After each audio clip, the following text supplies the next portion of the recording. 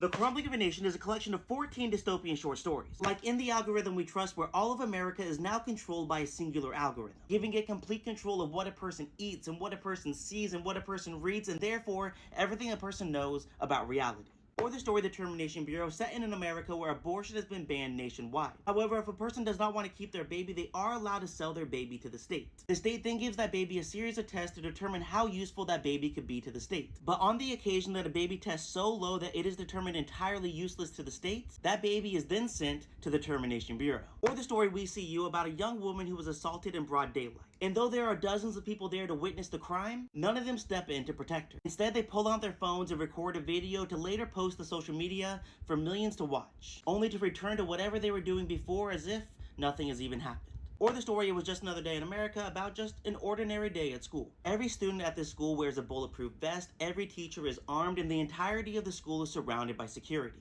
And yet none of this is enough to protect the kids. And so in the back of every classroom are bunkers for the students to hide in when that inevitable shooter enters school grounds.